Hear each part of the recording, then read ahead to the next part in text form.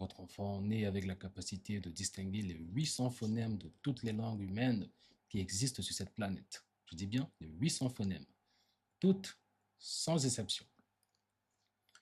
À 12 mois, en l'espace de quelques semaines seulement de vie, cette capacité disparaît définitivement. Non pas parce que le cerveau rétrécit, mais parce que, eh bien, il se spécialise. Il élimine ce qu'il juge inutile. Ce jugement silencieux, j'ai envie de dire, ce jugement biologique irréversible, est entièrement déterminé par ce que vous faites ou ce que vous ne faites pas dans les premiers mois de vie de votre enfant sur Terre. Et si vous regardez cette conférence sans avoir d'enfant, eh bien, sachez que ce mécanisme est exactement le même qui explique pourquoi vous avez aujourd'hui un accent dans chaque langue que vous avez apprise, que vous avez commencé à apprendre après l'âge de 12 ans, peut-être même après l'âge de 7 ans. Je suis le professeur Landry Simo, je parle personnellement plus de 10 langues. Mes enfants, entre 4 et 6 ans, parlent tous au moins 4 langues chacun. Et dans cette conférence, nous allons disséquer ensemble, avec une précision chirurgicale, les données des études les plus rigoureuses jamais publiées sur ce sujet, à commencer par le mécanisme neurologique qui explique tout cela. Donc, je vous dis bienvenue à Simo University et bienvenue parmi les esprits souverains. Alors, j'ai une promesse pour vous. Dans les 70 prochaines minutes, nous allons traverser ensemble 5 territoires scientifiques distincts. Nous allons d'abord remonter aux origines absolues du langage humain, 100 000 ans en arrière, pour comprendre d'où vient cette capacité extraordinaire que vous possédez et que vous ne savez peut-être pas encore comment utiliser pleinement. Puis, nous allons disséquer le mécanisme central de cette conférence. C'est nommé la plasticité synaptique phonologique différentielle. Notez bien ce concept. C'est le processus par lequel le cerveau humain grave dans sa propre architecture biologique les sons d'une langue. Et donc, le processus par lequel ce même cerveau ferme cette fenêtre à un âge précis, un âge mesurable, un âge documenté. Nous allons donc étudier 5 études scientifiques majeures. On ne va pas les survoler, nous allons les vivre. Nous allons voir les travaux de Janet Walker de l'Université de Colombie-Britannique, dont la découverte de 1984 a bouleversé tout ce que la science croyait savoir sur la perception des sons. Les travaux de Patricia Curl de l'Université de Washington, que le New York Times a surnommé le Mozart des bébés, dont l'étude de 2003 a mis fin à une certitude que des milliers de parents payaient pour maintenir. Les travaux d'Hélène Bialystok de l'Université York, dont les résultats sur le bilinguisme ont reconfiguré ce que la neurologie croyait savoir sur le vieillissement cérébral. Nous allons également aborder les travaux de Johnson et Newport de l'Université Cornell, qui ont mis fin à 40 ans de débats sur l'existence des périodes critiques. Et enfin, c'est très important, les travaux de Michel Paradis, de McGill, sur ce qui se passe réellement dans un cerveau qui contient plusieurs langues simultanément. Et vous repartirez donc de cette conférence avec quelque chose qu'aucune application d'apprentissage de langue, qu'aucun cours traditionnel de langue, qu'aucune méthode disponible sur Internet ne vous donnera. C'est nommé le protocole SIMO L1, une séquence d'activation phonologique fondée sur l'ingénierie neurosémantique et sur la théorie de l'esprit souverain, applicable dès ce soir à la maison. Que vous ayez un enfant de 6 mois, un enfant de 10 ans, ou que vous appreniez vous-même une nouvelle langue depuis des mois sans avoir les résultats escomptés. Et vers la fin de cette conférence, vous entendrez le professeur Bradley. Il est âgé de 6 ans, il parle 4 langues. Il a une façon de parler de neurosciences, de philosophie, qui va vous forcer à reconsidérer tout ce que vous croyez savoir sur les limites de l'intelligence humaine. Donc, sans plus tarder, commençons. Mais avant de commencer, permettez-moi de vous poser une question. Une question que j'ai envie de qualifier de clinique. Savez-vous quand est-ce que le modèle pédagogique dominant, celui que suit encore aujourd'hui la quasi-totalité des systèmes scolaires de la planète, a été formalisé pour la première fois? Savez-vous quand est-ce qu'il a été formalisé pour la première fois?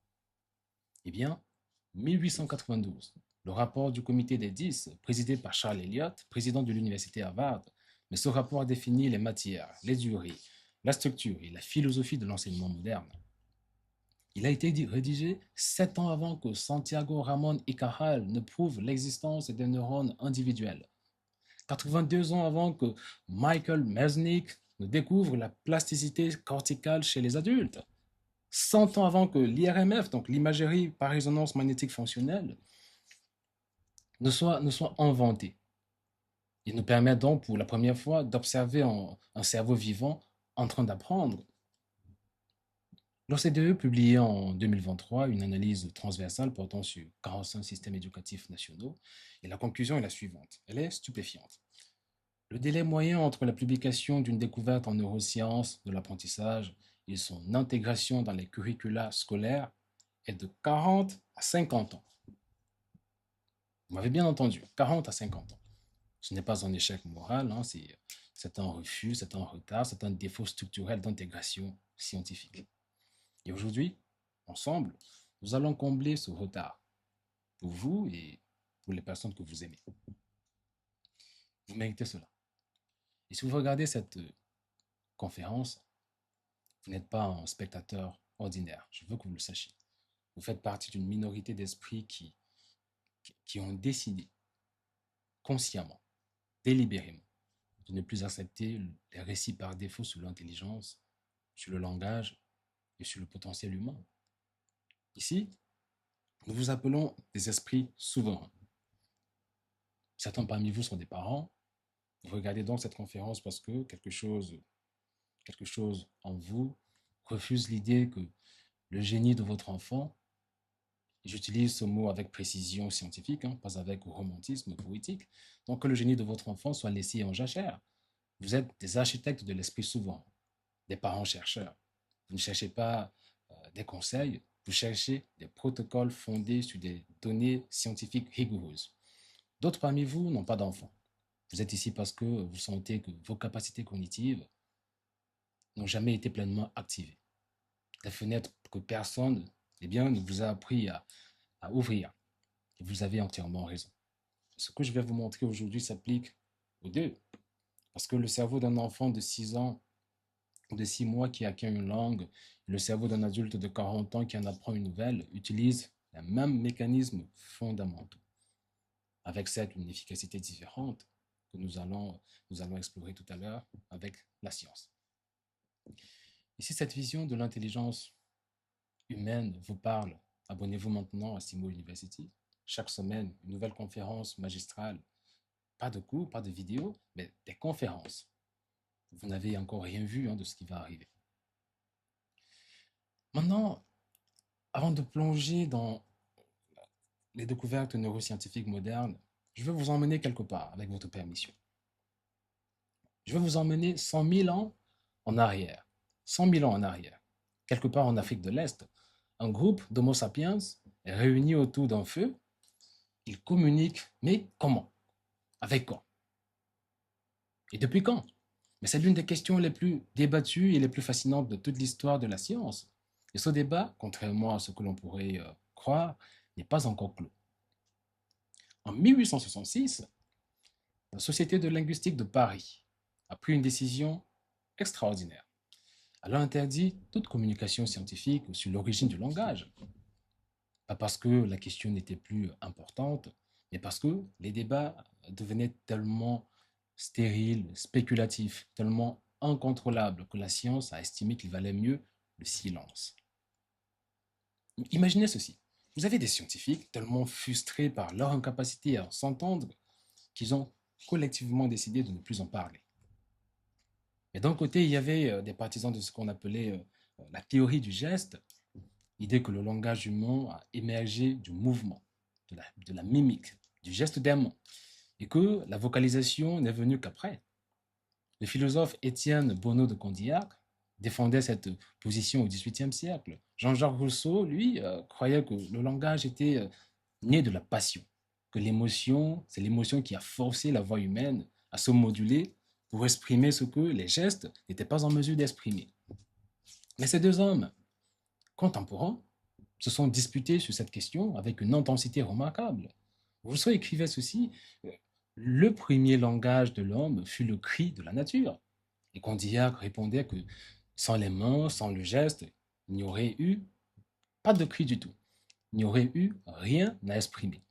Mais qui avait raison? Mais la réponse, et elle est délicieuse, c'est que les deux avaient tort. Et tous les deux aussi avaient raison.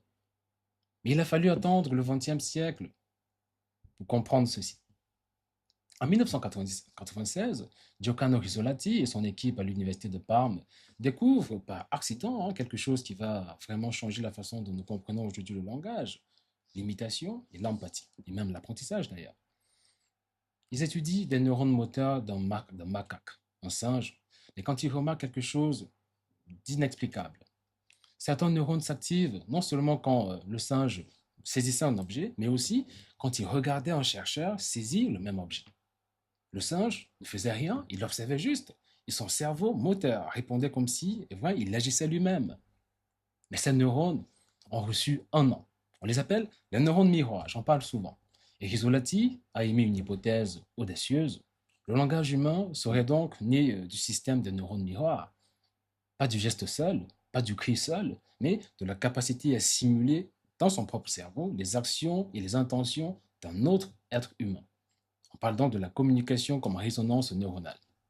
Et Condillac avait entrevu quelque chose, Rousseau aussi avait entrevu quelque chose, mais aucun d'eux n'avait les outils, n'est-ce pas, pour voir ce que Risolati a pu découvrir dans son laboratoire à Parme.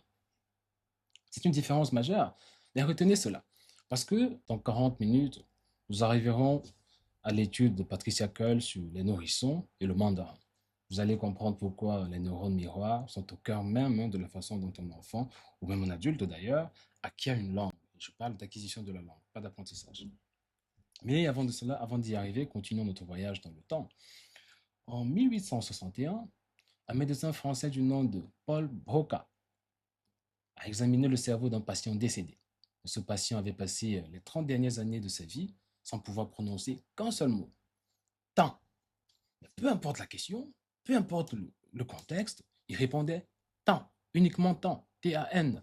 Mais Broca examine son cerveau et trouve une lésion précise dans le lobe frontal gauche. Il publie ses résultats avec une conclusion révolutionnaire pour l'époque. Le langage a un siège neurologique spécifique. Il n'est pas distribué dans tout le cerveau de façon homogène, il est localisé. Et cette région porte désormais un nom. Imaginez lequel? On l'appelle l'aire de Broca. Mais 10 ans plus tard, vous avez Karl Wernicke qui découvre une autre région, dans le lobe temporal gauche. Mais cette fois, dont la lésion produit un trouble radicalement différent. Les patients parlent fluidement, abondamment, mais ce qu'ils disent n'a aucun sens. Ils produisent donc du langage sans produit de sens. Mais cette région s'appelle, vous pouvez deviner une fois de plus, l'aire de Wernicke. Deux régions, deux fonctions, l'une pour produire, l'une pour comprendre, et un débat qui allait durer un siècle. Est-ce que le langage est vraiment aussi localisé?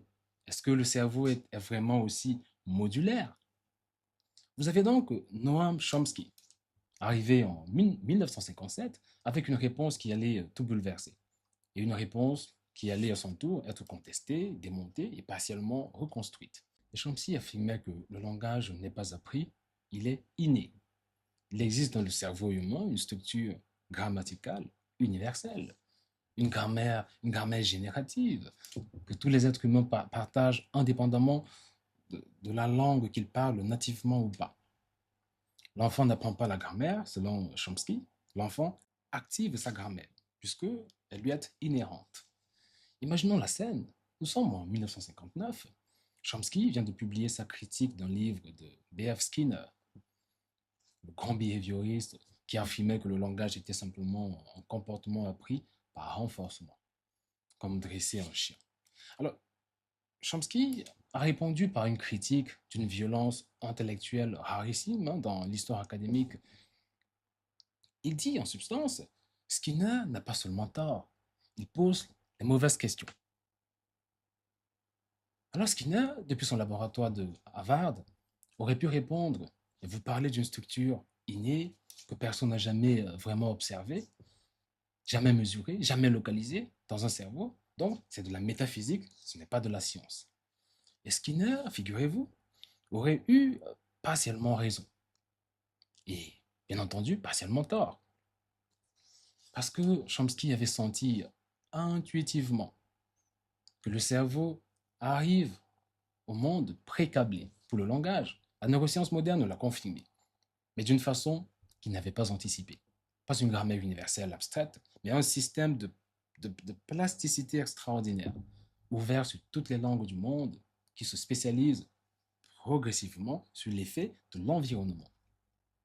Et ce que Chomsky appelait donc la grammaire universelle, ce que Skinner appelait le comportement appris, et ce que Rizzolatti appelait les résonances des neurones miroirs. Mais tout cela en réalité est le même phénomène vu de trois angles différents. Vous avez donc arrive en 1984 Janet Walker et a trouvé la réponse et la manière de le mesurer. En 1984. Oui, c'est bien ça. Donc, maintenant, laissez-moi d'abord vous expliquer quelque chose de fondamental sur l'architecture du cerveau humain à la naissance. Un nouveau-né vient au monde avec 86 milliards de neurones. Je dis 86 milliards de neurones. Chaque neurone est une cellule nerveuse capable de se connecter à des milliers d'autres neurones via des structures appelées synapses. Ça, je pense que vous le savez déjà pour les abonnés. Mais ces connexions ne sont pas entièrement prédéterminées génétiquement, elles sont sculptées par l'expérience, par l'environnement. Mais dans les premières années de vie, le cerveau crée donc des synapses à une vitesse que nous n'observons jamais à aucun autre moment de la vie, de l'existence humaine. On appelle donc ce phénomène la synaptogénèse exubérante. Un enfant de 2 ans possède environ le double de connexions neuronales synaptiques d'un adulte, je dis bien le double. Puis vient ce que les neuroscientifiques appellent l'élagage synaptique, ou alors synaptic pruning en anglais. Le cerveau, dans un geste qui ressemble à celui d'un jardinier, commence à supprimer les connexions les moins utilisées pour renforcer celles qui sont les plus utilisées, les plus activées. Il faut qu'on le comprenne. Mais ce processus est donc gouverné par un principe implacable, use it or lose it. Ce qui n'est pas stimulé est éliminé. C'est une question d'efficience. Mais dans le domaine du langage, ce mécanisme prend une forme particulièrement précise. Elle concerne ce que on appelle les représentations phonétiques. La capacité du cerveau à créer une cartographie interne de chaque son d'une langue. Représentations phonétiques. Les traits distinctifs, les contrastes phonémiques, et l'ensemble des catégories perceptuelles que votre cerveau utilise pour distinguer les sons les uns d'avec les autres. Le R français de la luette est distinct du R roulé de l'espagnol, qui est distinct du R approximant de l'anglais américain. Mais votre cerveau adulte, s'il n'a pas été exposé, s'il a été exposé qu'au français depuis la naissance, perçoit ces trois sons avec une précision décroissante pour les deux derniers. Mais un nourrisson de 6 mois les perçoit tous, mais alors tous les trois, avec une précision identique et chirurgicale. Et c'est là que Janet Brecker entre en scène.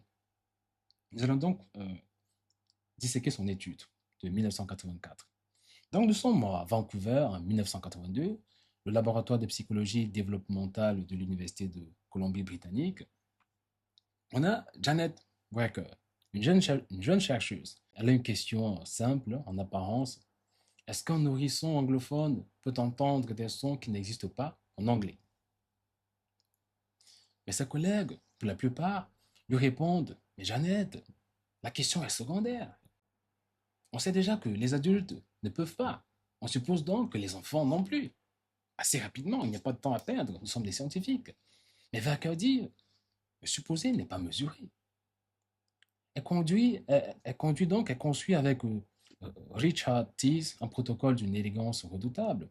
Elle va tester des nourrissons anglais monolingues, c'est-à-dire des enfants dont les parents ne parlent qu'anglais, sur leur capacité à distinguer deux contrastes phonétiques qui n'existent pas en anglais.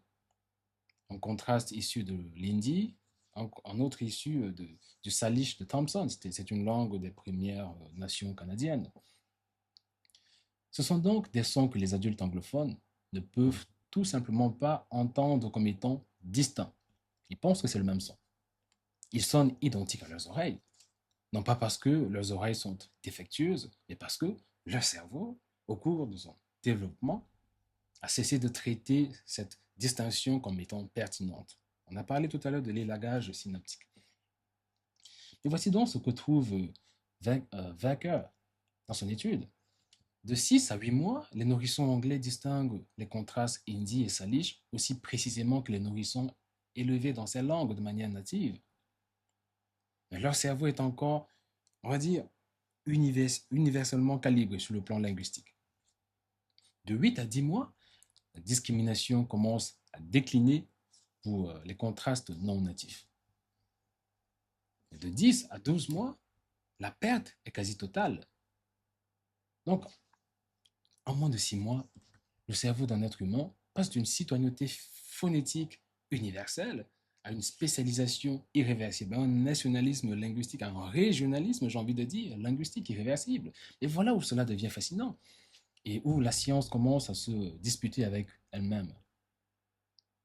Un chercheur du nom de David Pisoni, de l'Université d'Indiana, lit l'étude de Werker et dit ceci. Et attention, la disparition de la discrimination ne signifie pas la disparition de la représentation.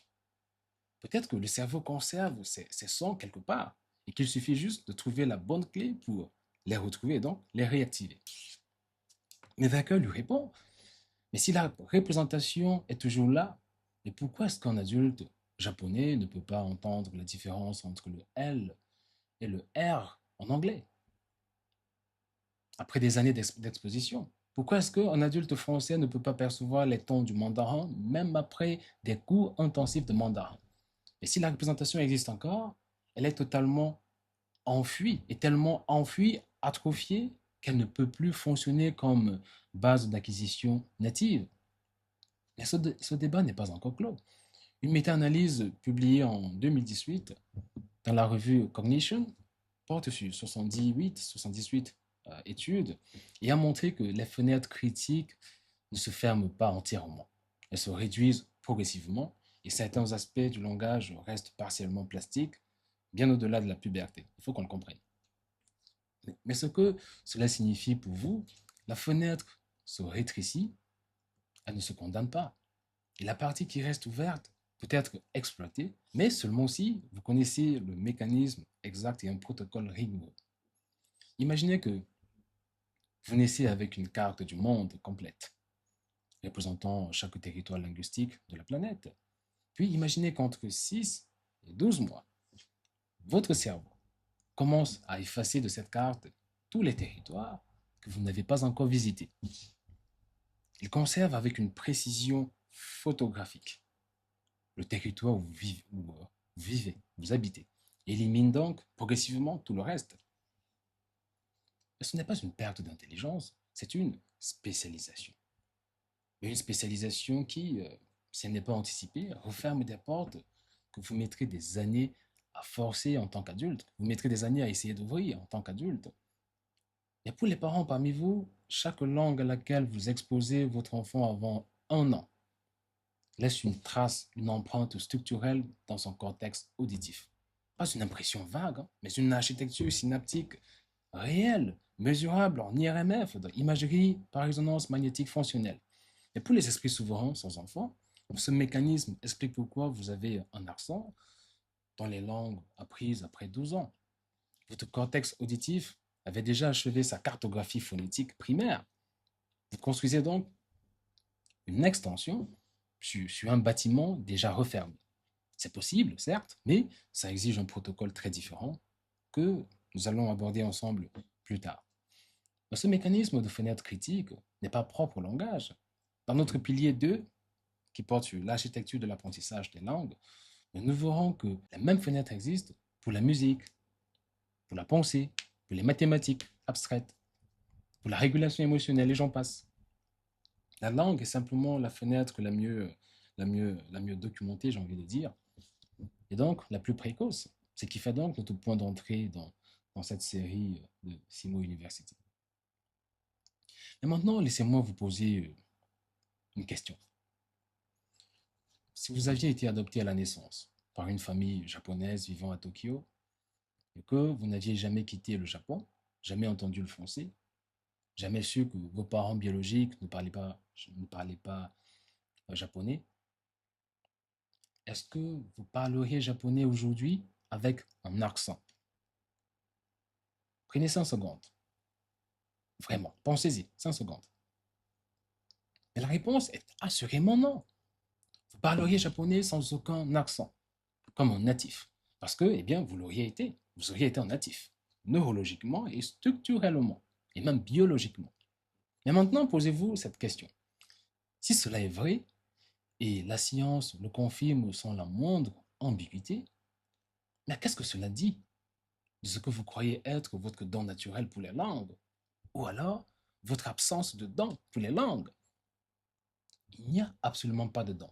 Il y a juste une fenêtre et une architecture. Et dès ce soir, vous saurez comment activer cette fenêtre ou bien l'ouvrir. Je vais vous demander de mettre cette conférence en pause maintenant. Pas dans 10 minutes, mais maintenant. Prenez juste 3 minutes. Prenez un papier et un stylo, pas sur votre téléphone, un papier physique et un stylo. Et notez les langues auxquelles vous avez été exposé avant l'âge de 12 ans. Puis les langues que vous avez essayé d'apprendre après. Comparez honnêtement votre niveau dans chaque groupe. Faites-le vraiment sur un papier, c'est important. Si vous avez des enfants, mais notez leur âge et notez les langues auxquelles ils sont exposés régulièrement aujourd'hui. Pas occasionnellement, mais régulièrement. Ce que vous allez écrire sur ce papier, et c'est la trace biographique de vos propres fenêtres critiques. Et gardez ce papier, c'est très important. Nous allons y revenir dans exactement 15 minutes. Et ce que vous lirez à ce moment-là aura un sens entièrement différent. Donc,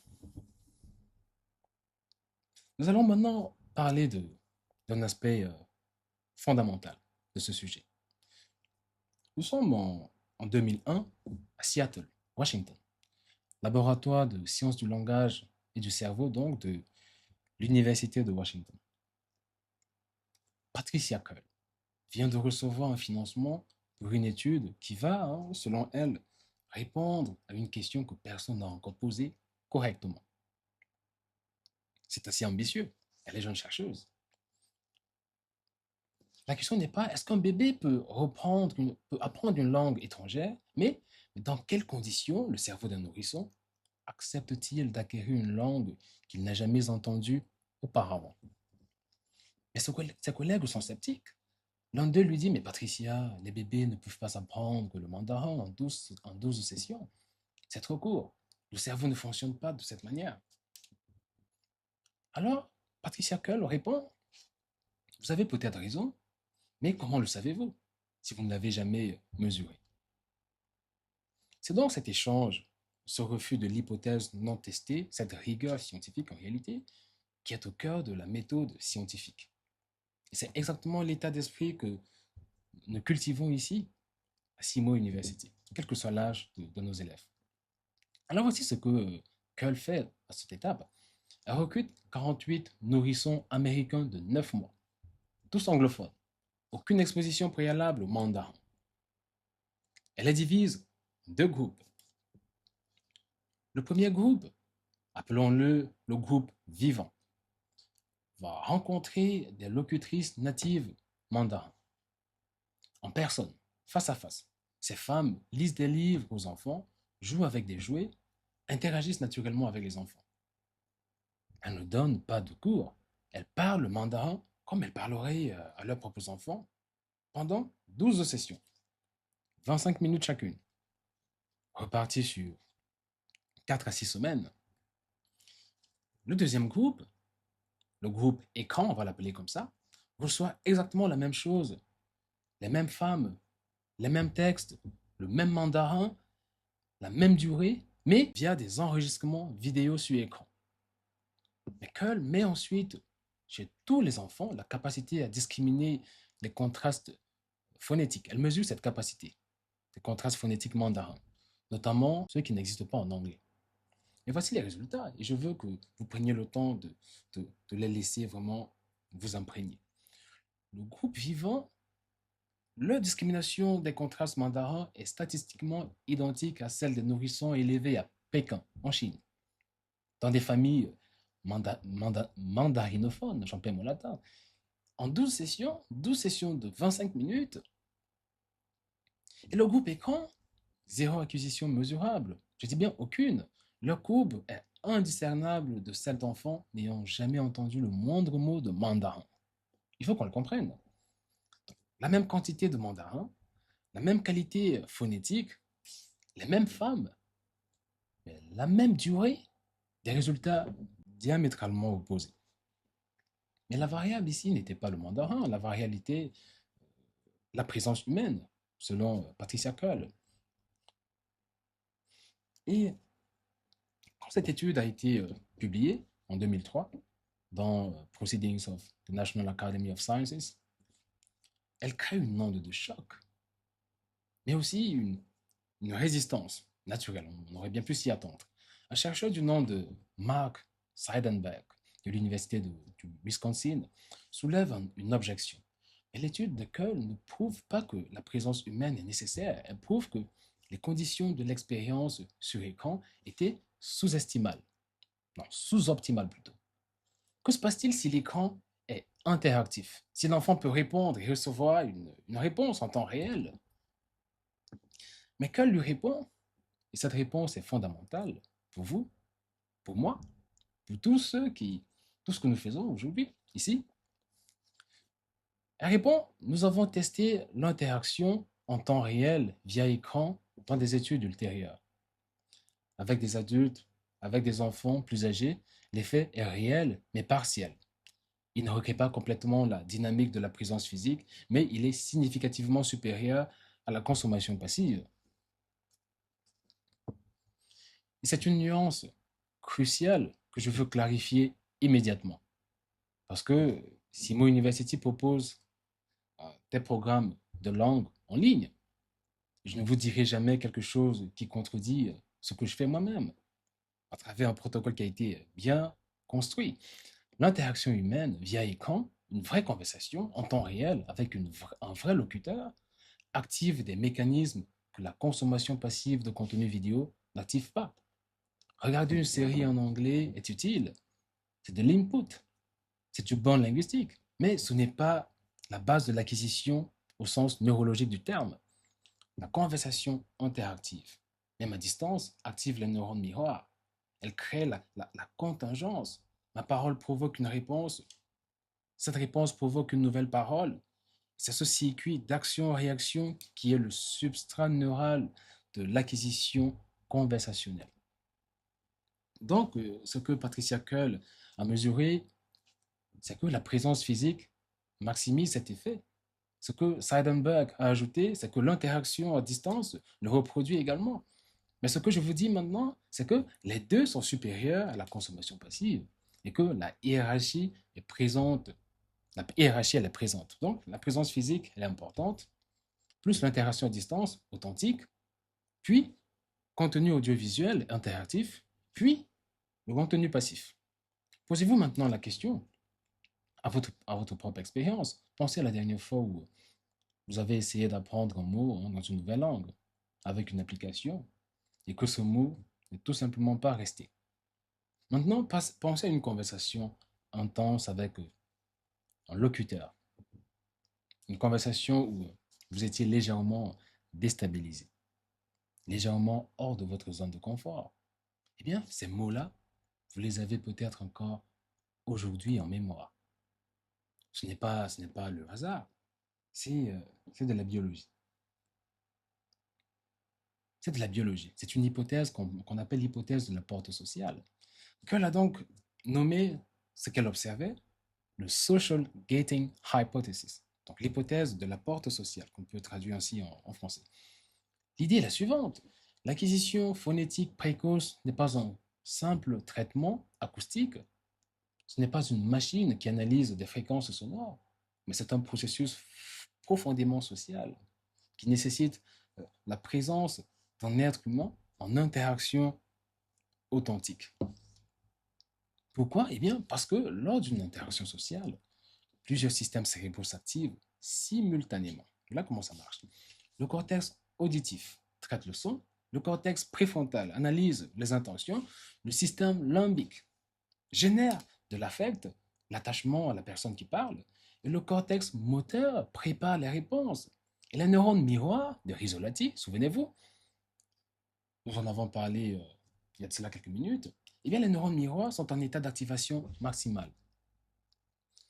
C'est cet état d'activation multisystémique qui crée ce qu'on appelle en neurosciences la potentialisation à long terme, ou en anglais long term potentiation, LTP. Ceci, c'est le mécanisme moléculaire fondamental de la mémoire et de l'apprentissage. La libération de glutamate sur les récepteurs NMDA, qui entraîne donc une augmentation durable de l'efficacité synaptique. C'est comme ça que les informations sont transmises de la mémoire à court terme vers la mémoire à long terme. Un écran passif ne génère pas cet état. Un écran passif est un stimulus acoustique et visuel. Ce n'est pas un être humain. Le cerveau d'un nourrisson, avec une précision que nos scanners ne font que commencer à mesurer, mais fait cette distinction. Je dis bien le cerveau d'un nourrisson. Imaginez que le langage est une graine et que le cerveau est un sol. L'exposition acoustique, les sons, les mots, les phonèmes, mais c'est la graine. Vous pouvez déposer cette graine sur du béton, sur du sable, dans de l'eau, elle ne germera pas. La présence humaine interactive est le sol fertile. Le contact oculaire, c'est la réponse contingente. C'est l'humus dans lequel eh bien, la plasticité synaptique, phonologique opère. Je dois vous dire quelque chose que la communauté scientifique a mis 20 ans à admettre. Pendant des décennies, les neuroscientifiques du langage croyaient que les fenêtres critiques se fermaient de façon binaire, ouverte puis fermée, comme une porte. Mais une méta-analyse de 2018 dans la revue Cognition, portant sur 78 études distinctes, a démontré que le modèle est beaucoup plus nuancé. La fenêtre critique ne se ferme pas entièrement. Elles se réduisent progressivement. Et certains aspects de l'acquisition, notamment la syntaxe et la sémantique, restent partiellement plastiques, bien au-delà de la puberté. Il faut qu'on le comprenne. Mais dans des conditions d'apprentissage idoines et adéquates. Mais ce que cela signifie pour vous, si vous pensez avoir raté votre fenêtre, vous avez partiellement raison. Mais seulement partiellement. Et la partie qui reste ouverte peut être exploitée avec une précision chirurgicale si vous connaissez les bons mécanismes, si vous utilisez les bons protocoles. Et c'est ce que je vais vous donner dans environ 20 minutes. C'est précisément ce protocole. Maintenant, reprenez le papier que vous avez écrit tout à l'heure. Reprenez ce papier. Regardez les langues que vous avez apprises après 12 ans. Posez-vous honnêtement cette question. Quelle a été votre méthode principale? Fût-ce des cours formels, fût-ce des applications, fût-ce des livres de grammaire, ou alors fût-ce des interactions régulières et intenses avec des locuteurs dans des contextes authentiques. Ou alors vous étiez obligé de produire. Si vous avez des enfants, observez ceci ce soir. Dans quel contexte précis parlez-vous à votre enfant dans une langue autre que votre langue principale? Est-ce que vous le faites d'ailleurs déjà? Est-ce qu'une vraie conversation? Ou alors, est-ce qu'il écoute pendant que vous parlez? Mais gardez ce papier ouvert. Dans 15 minutes, vous saurez exactement quoi y écrire. Et vous devez, je le dis, parler d'autres langues à vos enfants. Dans une famille où le père et la mère parlent plusieurs langues, il est inadmissible que vous parliez tous les deux la même langue à vos enfants. Inadmissible en 2026. Alors maintenant, je vais vous présenter un paradoxe. Un vrai paradoxe documenté qui a divisé la communauté scientifique pendant plus de 20 ans. Les sujets bilingues sont systématiquement moins performants que les sujets unilingues sur les tâches de fluence verbale, c'est-à-dire la capacité à générer rapidement des mots d'une catégorie donnée. Nommer le plus d'animaux possible en 30 secondes par exemple, eh bien, les unilingues battent les bilingues. Ils ont un vocabulaire actif plus réduit dans chaque langue. Ils accèdent donc parfois moins vite à certains mots. Phénomène de l'inhibition lexicale compétitive interlangue. C'est comme ça que ça s'appelle techniquement. Mais si on s'arrêtait là, on pourrait conclure que le bilinguisme est un désavantage cognitif. Et voici la résolution du paradoxe. Hélène Bialystok, de l'Université de York, à Toronto, au Canada, a passé 3 décennies à examiner ce que le bilinguisme fait à l'ensemble du cerveau, pas seulement au système langagier. En 2007, elle publie avec ses collègues dans la revue Neuropsychologia une étude qui va faire l'effet d'une bombe.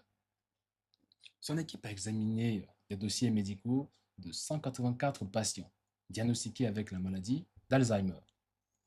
99 étaient bilingues, 93 étaient unilingues, soigneusement appariés en termes de niveau d'éducation, de statut socio-économique, de sexe et d'origine pour éviter donc de biaiser l'échantillon.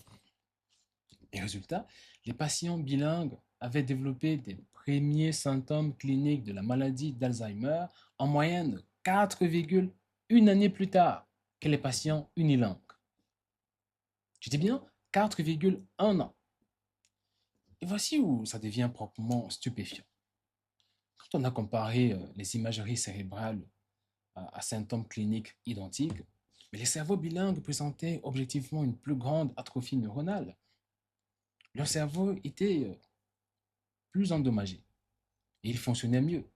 Leur système montrait plus de dégâts, étonné quand même. Mais ce phénomène a reçu le nom de la réserve cognitive. Le bilinguisme comme armure neurologique contre le temps. Et quand cette étude a été publiée, un chercheur du nom de Kenneth Papp de l'Université de San Francisco a répliqué certaines des études de Bialystok sur des fonctions exécutives. Il n'a pas obtenu les mêmes résultats. Il a publié en 2014 en disant « Mais l'avantage bilingue sur les fonctions exécutives est peut-être surévalué. » Voilà comment il a formulé. Mais Bialystok lui a répondu « Mais regardez les données sur l'Alzheimer. Ces données sont longitudinales. Elles portent donc sur des dossiers médicaux réels. Vous pouvez discuter des effets à court terme sur des tests de laboratoire. Vous ne pouvez pas discuter de 4,1 ans de protection clinique mesurée sur 194 patients. » Et donc, Papp a dû admettre que les données médicales longitudinales, c'est-à-dire qui portent sur quand même une période plus longue, avaient un poids que ses propres études de laboratoire ne pouvaient pas contrebalancer. Mais le mécanisme est celui-ci. Dans le cerveau d'un bilingue, l'un des deux systèmes linguistiques est toujours deux actifs simultanément. Toujours, le cerveau bilingue ne... Oh putain.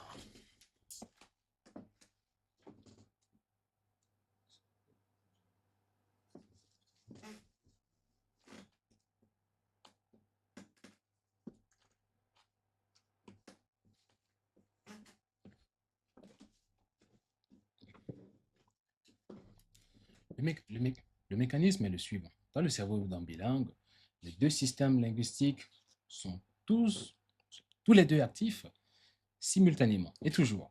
Le cerveau bilingue ne désactive pas les langues quand il utilise l'autre. Ce qui signifie que le cortex préfrontal dorsolatéral, c'est la région responsable du contrôle inhibitoire, de la flexibilité cognitive, de l'attention sélective. Donc, ce cortex dorsolatéral est en état d'exercice permanent. Chaque fois qu'un bilingue parle, son cerveau ou son système de contrôle exécutif sélectionne une langue et inhibe l'autre des milliers de fois par jour, comme courir en marathon en portant des poids invisibles. On court moins vite à court terme, mais beaucoup plus fort à long terme. Donc, la réserve cognitive du bilingue n'est pas mystérieuse, c'est de l'hypertrophie fonctionnelle du cortex préfrontal par l'exercice chronique. Et pour les parents, chaque fois que votre enfant jongle avec deux langues, il fait de la musculation préfrontale. Le désavantage apparent de la fluence verbale réduite dans chaque langue est le prix d'un avantage structurel considérable sur l'ensemble de la vie cognitive de votre enfant et donc de vous-même. Il faut qu'on en ait conscience.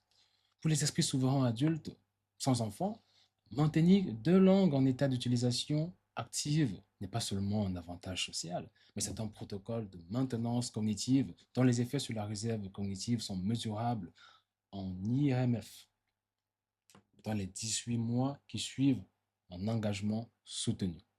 18 mois. C'est documenté, c'est prouvé. Il me reste donc à vous présenter ce que beaucoup considèrent comme étant l'étude la plus décisive sur l'existence des périodes critiques dans l'acquisition d'une langue seconde. Nous sommes donc en 1989. Jacqueline Johnson et Elissa Newport de l'université Cornell, 46 immigrants coréens et chinois arrivés aux États-Unis à des âges différents. Certains avant 7 ans, d'autres entre 7 ans et 15, d'autres après 18 ans. Tous résident depuis au moins 10 ans au moment des tests. Alors, résultat, les sujets arrivés avant l'âge de 7 ans obtiennent des scores grammaticaux indiscernables de ceux des Américains natifs. Ceux arrivés entre 7 et 15 ans déclinent de façon monotone avec l'âge d'arrivée. Mais ceux arrivés après 17 ans sont significativement en dessous du niveau natif moyen, malgré 10 ans d'exposition constante à l'anglais américain. La durée d'exposition seule ne suffit pas. L'âge d'acquisition est une variable biologique irréductible. Voilà donc ce qu'il faut en comprendre. Et maintenant, reprenez votre papier, regardez les langues que vous avez apprises avant 12 ans et celles que vous avez apprises après. La différence que vous observez entre les deux groupes n'est pas une question de travail, ce n'est pas une question de motivation, mais c'est la fenêtre critique de vainqueur qui a été mesurée. Que Kuhl a expliqué mécaniquement, que Johnson et Newport ont confirmé sur des données longitudinales réelles. Il faut qu'on le comprenne. Vous ne pouvez pas, vous n'êtes pas moins doué que les autres. Votre fenêtre est simplement différente. Et à partir de maintenant, vous allez savoir comment travailler cette fenêtre, travailler avec cette fenêtre, pas contre elle. Ce que je vais vous donner dans les 10 prochaines minutes est la raison principale pour laquelle vous êtes resté avec moi pendant toute cette conférence. Tout ce que nous avons disséqué ensemble, la fenêtre critique de Walker, la porte sociale de Kuhl, la réserve cognitive de Bialystok, les périodes critiques de Johnson et Newport, tout cela converge vers une seule question pratique. Comment activer ces mécanismes de façon délibérée, systémique, mesurable, que vous ayez un enfant de 6 mois ou que vous ayez 40 ans vous-même et que vous soyez en train de vouloir maîtriser une troisième langue. Et si ce niveau de profondeur scientifique vous semble être exactement ce que vous cherchez depuis longtemps, abonnez-vous maintenant parce que c'est précisément ce que nous faisons ici chaque semaine. Une conférence, une transformation, et vous n'avez encore rien vu des conférences à venir. Elles vont complètement vous transformer. Alors maintenant, je vais vous donner un protocole. Ce protocole s'appelle la séquence d'activation phonologique SIMO L1. Il ne ressemble à rien de ce que vous avez vu dans un livre de méthode linguistique, dans une application d'apprentissage ou même dans un cours de langue traditionnelle. Eh bien, parce qu'il n'est pas fondé sur la pédagogie conventionnelle. Il est fondé sur la convergence exacte des 5 mécanismes que nous venons de documenter. Ce protocole est ancré dans l'ingénierie neurosémantique et la théorie de l'esprit souverain, dont je suis fondateur. Le principe fondateur de la théorie de l'esprit souverain est ceci. Chaque être humain naît avec une architecture cognitive d'une puissance extraordinaire, ce qui différencie un polyglotte d'un monoglotte, un penseur d'exception d'un penseur moyen, mais ce n'est pas la génétique, point du tout, c'est l'activation. Le protocole SIMO L1 est un protocole d'activation, pas d'apprentissage, mais l'activation. La distinction est fondamentale. L'apprentissage suppose que vous êtes vide et qu'on doit vous remplir. Mais l'activation suppose que tout est déjà là et qu'il s'agit juste d'ouvrir les bonnes portes dans le bon ordre, au bon moment, avec les bons outils. Et ce protocole a 7 mouvements. Chaque mouvement est un mécanisme neurologique précis et ensemble, ils constituent une séquence d'une efficacité, j'ai envie de dire, létale. Désolé pour la violence de ce mot. Mais avant même de prononcer un seul mot dans la langue cible, vous allez créer une identité. Voici ce que la neurolinguiste de Paradis nous enseigne. Une langue n'est pas seulement un code, c'est une carte du monde, un réseau sémantique entier, associé à des émotions, des contextes, des personnes, des expériences. Quand vous apprenez une nouvelle langue, comme un étudiant avec une grammaire, un vocabulaire, vous construisez une extension de votre réseau existant. Mais quand vous l'acquérez comme un natif, vous construisez un réseau entièrement distinct. Il faut qu'on le comprenne. L'ancrage identitaire consiste à créer délibérément un soi dans la nouvelle langue. Pas un soi qui traduit, mais un soi qui pense directement dans cette langue. Et concrètement, avant votre première session dans la langue cible, ce soir, si vous commencez ce soir, choisissez un prénom dans cette langue, un prénom que les natifs portent. Pas besoin d'un prénom traduit, un prénom natif. Et pendant les sessions de la séquence 6 mots L1, vous ne répondez qu'à ce prénom. Votre enfant aussi, s'il est inclus dans le protocole. Ceci n'est pas un jeu. Ce n'est pas un jeu de rôle, c'est de la neurologie. Le changement de prénom active le cortex préfrontal médian, la région associée à la représentation de soi, dans un mode différent. Il signale au cerveau, dans ce contexte, les règles sont différentes. Ce signal est le premier déclencheur de la plasticité synaptique différentielle.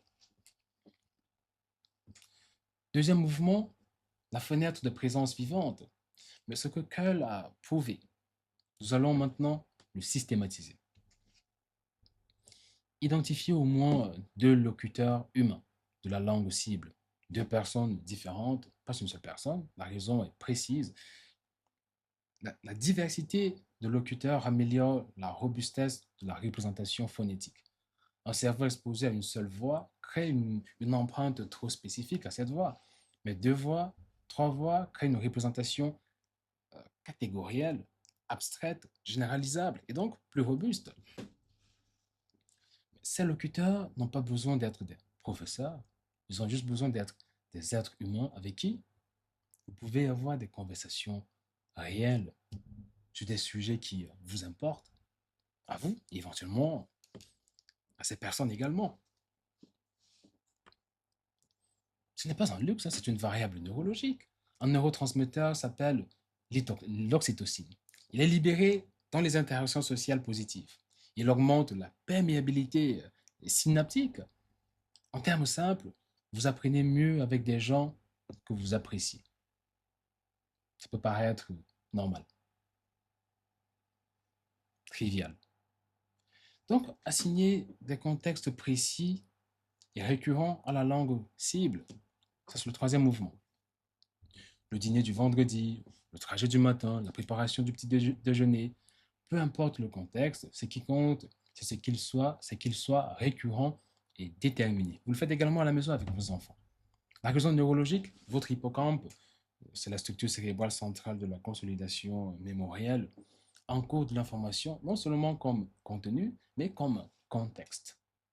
C'est ce qu'on appelle l'encodage contextuel. Quand vous récupérez une information dans le même contexte que celui où vous l'avez encodé, mais la récupération est significativement plus facile et plus rapide. Le contexte est donc une clé. Et une clé récurrente renforce la serrure. Dans le contexte ritualisé, appliquez la règle de la non-traduction. Quand votre enfant ou vous-même ne comprend pas un mot, ne traduisez pas immédiatement. Utilisez des gestes, des objets, des expressions faciales, des paraphrases dans la langue cible Laissez le cerveau chercher. Cet effort de déchiffrage, cet inconfort cognitif momentané est lui-même un mécanisme de consolidation synaptique. Le cerveau retient mieux ce qu'il a dû conquérir par lui-même. Mouvement 4, la production forcée et le protocole d'erreur. Mais voici ce que personne ne vous dit sur l'apprentissage des langues.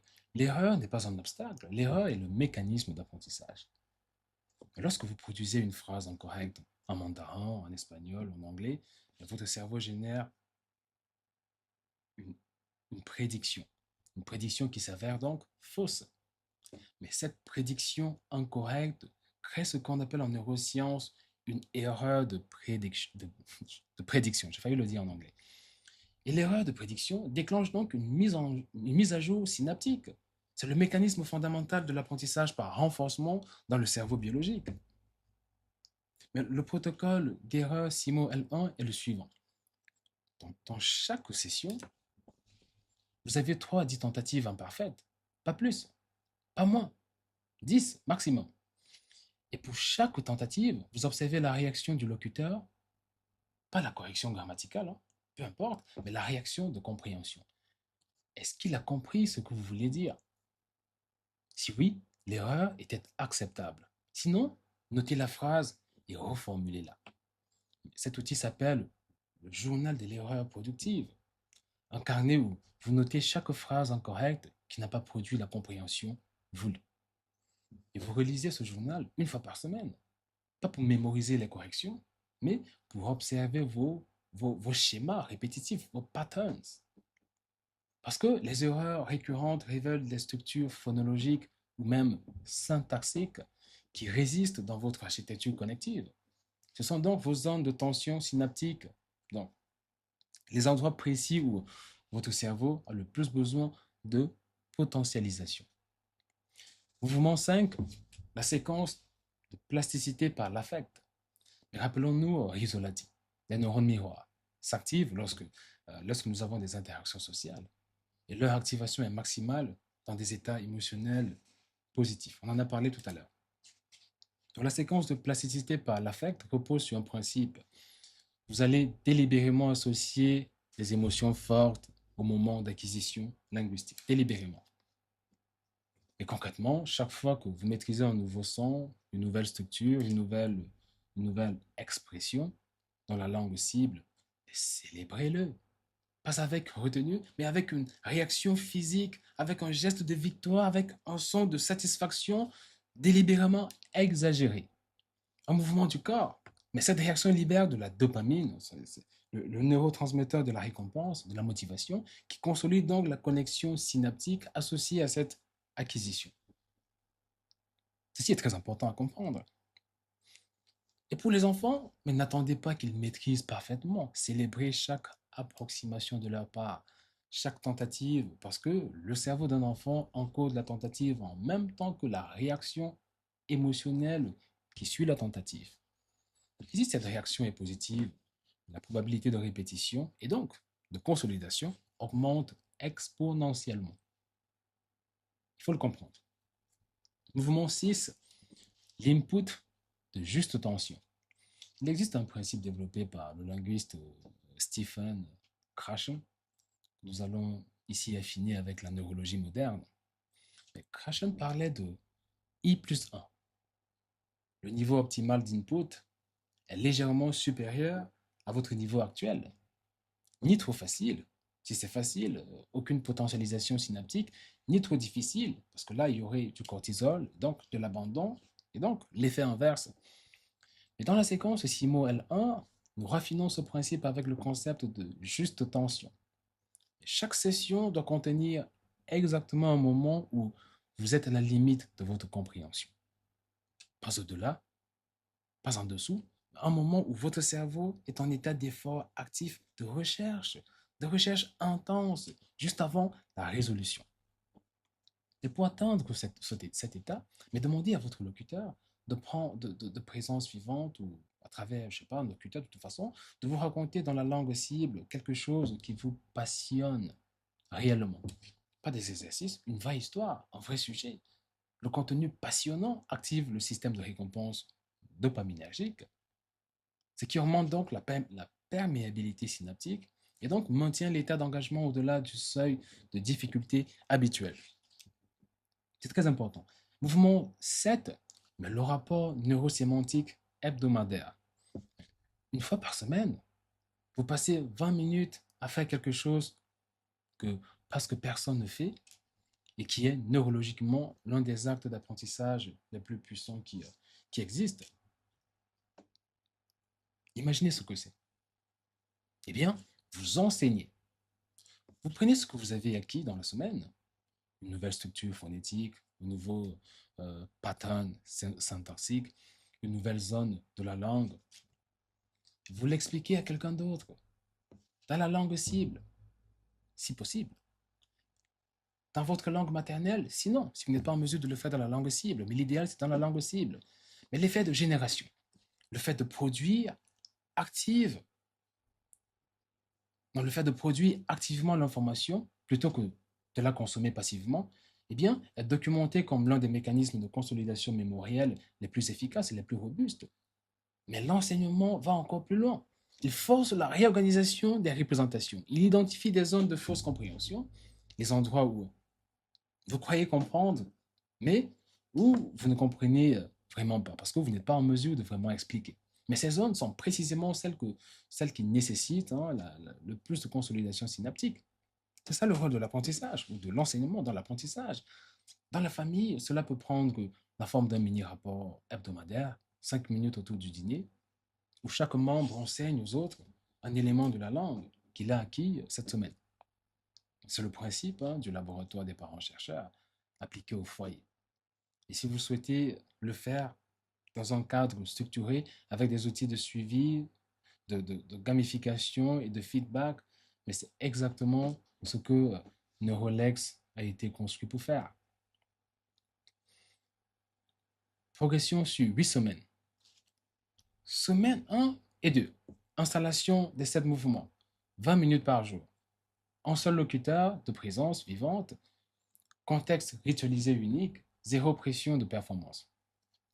Semaine 3 à 4. Augmentation à 30 minutes.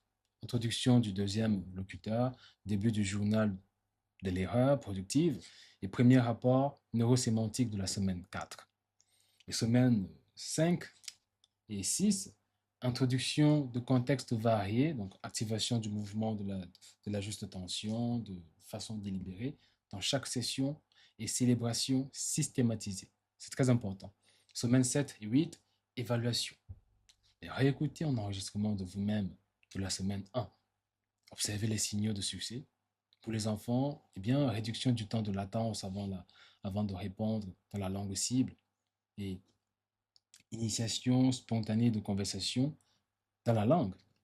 Et pour les adultes, réduction du phénomène du mot sur le bout de la langue et capacité à comprendre plusieurs accents différents de la même langue. Ceci est très important. Maintenant, arrêtez une nouvelle fois cette conférence, mettez une pause, prenez 5 minutes, faites une seule chose, choisissez la langue, la prochaine langue que vous allez activer pour votre enfant ou éventuellement pour vous-même. Écrivez-la sur votre papier. Puis écrivez le nom d'une personne dans votre vie qui parle cette langue. Et écrivez un contexte, un seul contexte, où vous allez systématiquement utiliser cette langue à partir de cette semaine. Faites-le, c'est important. Donc la langue, la personne et le contexte. 3 mots. Et c'est l'état 0 du protocole CIMO L1. Et c'est la seule chose que vous devez accomplir aujourd'hui. Allez-y, je vous entends.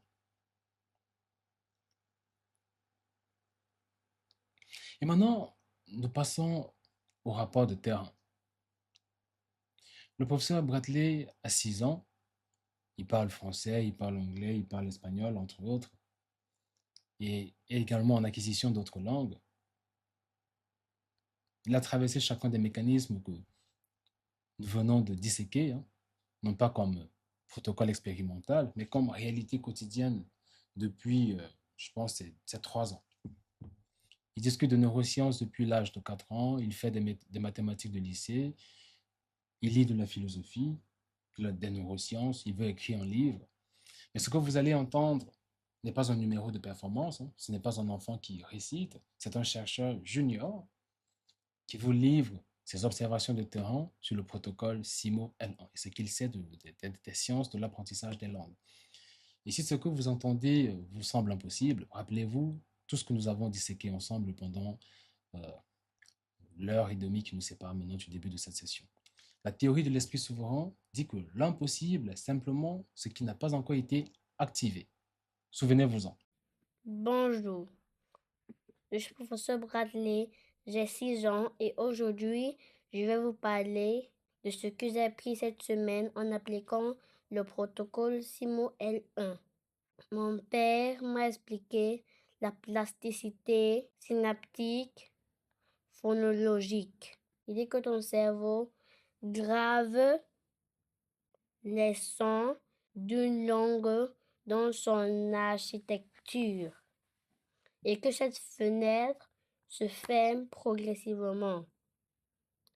J'ai essayé de comprendre ce mécanisme à travers ma propre expérience des 4 langues que je parle. Ce que j'ai remarqué est sur mon observation numéro 1. Et c'est que quand je parle espagnol avec quelqu'un qui est vraiment espagnol, quelque chose de différent se passe que quand j'écoute l'espagnol sur un écran. C'est comme si mon cerveau se mettait dans un état différent, plus ouvert, plus actif. Les mots n'arrivent pas seulement dans mes oreilles. Ils arrivent dans tout mon cerveau en même temps et ils restent. J'ai une hypothèse sur pourquoi. Quand je suis une vraie personne, je dois répondre, je dois produire. Mon cerveau ne peut pas être passif et je pense que c'est cette obligation qui renforce les connexions neuronales à se former. Let me tell you about my second observation. My father asked me to choose a Spanish name. I'm called Mateo during our Spanish session. Something surprising happened when he called me Mateo. I think differently. I don't think from French. I think directly in Spanish. As if Mateo was a separate architecture in my brain. A parallel self that doesn't need to pass through French to exist. Y ahora la pregunta que todavía me hago, que no es resuelto, es esta. El cambio del nombre activa realmente una zona distinta de la corteza prefrontal medial. El efecto se debe completamente al cambio de contexto. Creo que las dos variables están conectadas, pero me gustaría saber si se pueden separar expérimentalement. Ma recommandation est simple. Ne cherchez pas d'abord une méthode. Cherchez d'abord une personne, une vraie personne qui parle la langue que vous voulez activer. Et deuxièmement, ceci est d'une importance primordiale. Parlez dès le premier jour, y compris si vous n'avez pas les mots pour le faire. Visualisez-vous dans une situation où vous avez besoin de parler la langue cible pour vous faire sortir d'un problème critique. Tout le reste vient après. La méthode sans personne est une graine sans sol. Apprendre une langue sans parler, c'est regarder un match de football les yeux fermés. Croyez en vous et vos enfants et vous y arriverez sans nul doute. Je suis professeur Bradley et je vous aime. Faisons ensemble le bilan de ce que votre cerveau a intégré dans cette conférence. Vous savez maintenant que chaque être humain naît avec une citoyenneté phonétique universelle. 800 phonèmes, toutes les langues du monde, et que cette citoyenneté se spécialise entre 6 et 12 mois sous l'effet de l'environnement. Wecker et Thies, 1984, documenté, mesuré, irréfutable et répliqué. Vous savez que cette spécialisation est gouvernée par le mécanisme de la porte sociale, que l'interaction humaine authentique, présence physique ou interaction à distance, active des systèmes cérébraux que la consommation passive ne peut pas activer. Kuhl et Hall, 2003, la variable n'était pas le mandarin, la variable était la présence humaine, donc l'interaction. Vous savez que le bilinguisme n'est pas seulement un avantage social, c'est une armure neurologique. 4,1 années de protection contre le déclin cognitif, documenté à l'IRMF sur 184 patients, Bialystok et Hall, 2007. Vous avez aussi la période critique, vous savez qu'elle existe, qu'elle est mesurable et qu'elle n'est pas une condamnation. Johnson et Newport, 1989. La fenêtre se rétrécit, elle ne se condamne pas définitivement. Et vous disposez maintenant du protocole CIMO L1. Vous avez 7 mouvements fondés sur la convergence exacte de ces mécanismes et ancrés dans la théorie de l'esprit souverain et donc de l'ingénierie neurosémantique. L'équation finale est celle-ci. Ancrage identitaire, plus présence vivante, plus contexte ritualisé, plus production forcée, plus affect positif, plus juste tension, plus enseignement égale activation phonologique souveraine pour votre enfant et pour vous-même. Et surtout, vous devez faire de l'immersion technologique. Mettez tous vos appareils dans la langue cible. La prochaine fois que quelqu'un vous dira que les langues, c'est un don, vous saurez ce qui se passe neurologiquement dans ce cerveau qui a eu accès à ce prétendu don. Et vous saurez exactement comment fabriquer vous-même ce même accès pour vous-même et pour vos enfants et pour ceux que vous aimez. Maintenant, je vais vous donner des ressources pour continuer ce travail dès ce soir à la maison. La première ressource est l'application Neurolex. C'est notre laboratoire interactif, l'espace où les esprits souverains et les parents architectes et les parents chercheurs appliquent un concept scientifique par jour, le maîtrisent, puis l'enseignent à leur tour. Vous y trouverez la fiche complète du protocole CIMO L1 avec les 7 mouvements et le journal de l'erreur productive et le système de suivi de votre progression sur 8 semaines. Vous y trouverez également une communauté de parents-chercheurs qui appliquent ces protocoles dans 15 pays différents à travers le monde.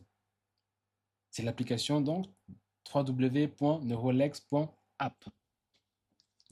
La deuxième ressource est CIMO University, notre site internet, notre programme de langue structuré, français, anglais, espagnol, en 3 mois, fondé sur exactement les mécanismes que nous avons disséqués aujourd'hui, et le programme d'éveil intellectuel, bien entendu, le programme qui fait exactement ce que son nom dit, programme d'éveil intellectuel, accessible dès l'âge de 4 ans jusqu'à l'âge adulte. Mais si cette conférence vous a donné plus en 2 heures ou en 1h30 que certains cours nous vous ont donné en un semestre, alors abonnez-vous à CIMO University maintenant. Activez la cloche de notification, c'est très important d'activer la cloche parce que la prochaine conférence sort la semaine prochaine. Et ce que je vais vous montrer là-dedans va changer définitivement la façon dont vous comprenez le mécanisme de l'apprentissage lui-même. Donc, mettez un pouce bleu, abonnez-vous et mettez des commentaires. C'est ça qui me donne la force de produire des conférences aussi profondes. Dans la prochaine session, nous allons disséquer le mécanisme qui explique pourquoi 2 êtres humains peuvent étudier la même langue pendant exactement le même nombre d'heures et obtenir des résultats radicalement différents. Et ce n'est ni la motivation, ni l'intelligence, ni le travail qui provoque cette différence, mais c'est quelque chose qui se passe dans les 8 premières secondes d'une session d'apprentissage linguistique. Quelque chose que la neuroscience a identifié et mesuré. Quelque chose que personne dans l'industrie de l'enseignement des langues n'a encore intégré dans ses méthodes. Je suis le professeur Landry Simo et vous venez d'assister à votre conférence, à une conférence Simo University. Je vous dis merci pour votre attention et bienvenue parmi les esprits souverains.